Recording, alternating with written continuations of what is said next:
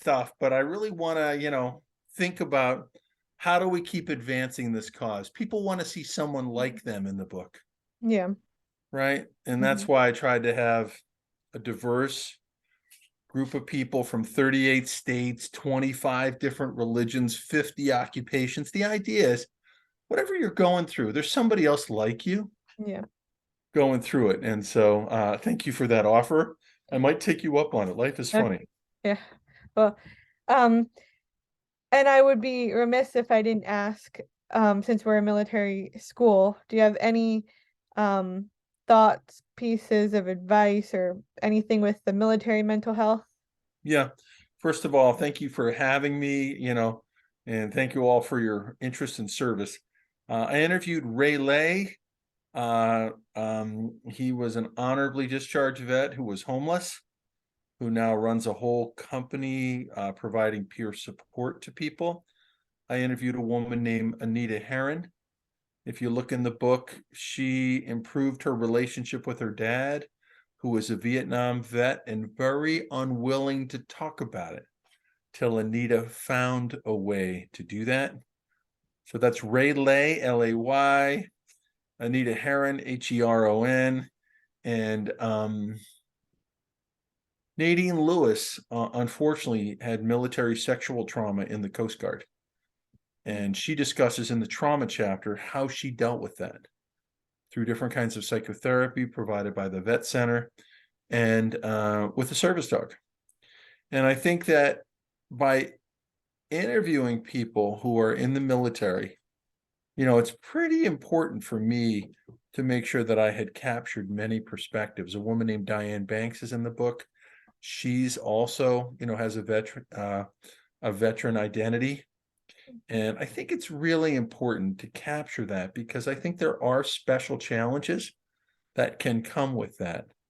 People told me that didn't make the book that sometimes they're told, you have to withhold your experience because it might impact your career, Yeah. right? This is also true in medicine, where we have a medical license, and if you volunteer a vulnerability, you may run into trouble, right? And Mhm. so this is the challenge when you're part of a larger community where your vulnerability is important to treat, but may not be easy to share.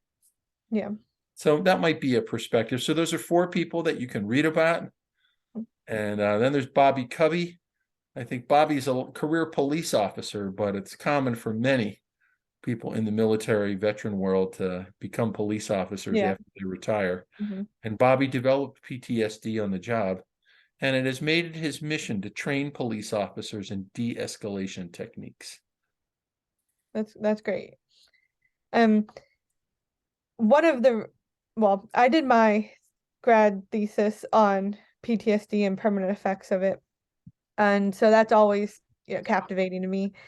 Um, but yeah, the military is something, I mean, not everyone in the school is interested in the military, but it's one way or another you have some sort of interest, obviously, or connection. Yeah, there's a connection. Hmm. And it's something that's very passionate to me. I always say I'm not in the military. I look to work with PTSD and military veterans, but I have 16 relatives who are in the military, so it's something that, can't get around that.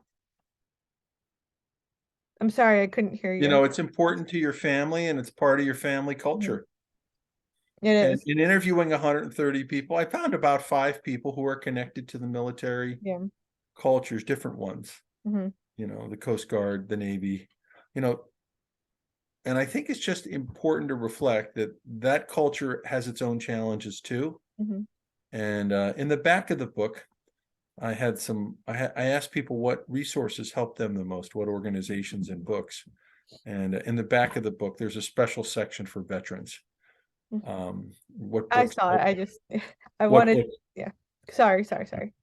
yeah, what books helped them? Well, I just tried to list what people told me benefited them. Again, this whole book is practical. Yeah, it's a great reference, and I hope people obviously read the whole book, but for the people interested in the military. The reference is good references. Trauma chapter, deals with Yeah. both acute trauma, Mhm. complex PTSD, which is not in the DSM-5, No. but it's more developmental. In the Funny, international, isn't it? the ICD-9 or ICD-10 or ICD-11 has complex PTSD. So, I think we're a little behind here in America Yeah. in how we think about it. But the idea is when you have multiple trauma early in life, it impacts your development. And that's a little different than being an adult, Hmm. who is in a plane crash, Yeah. right? And that's an Mhm. acute trauma. So I think chronic trauma and the impact on children and development is another way to think about it. I actually was looking for certain things like complex PTSD when the new revision came out of the DSM. Yes. Yeah. Well, I don't want to hold you up. I appreciate you taking the time to talk to us. Is there anything else about go get the book, but anything else that you'd like? Well, if you want to have a career in mental health, it's a rewarding career. There's a lot to it. Mhm. You'll always have work. You can pick what you want to do. If you want to work in inpatient settings, you want to work in schools, you want to work for the military. The demand is very high for mental health practitioners, and the demand is not going to go down. Mhm. If you just want to help somebody else in your life, family member, a friend, I think this book could benefit you as well.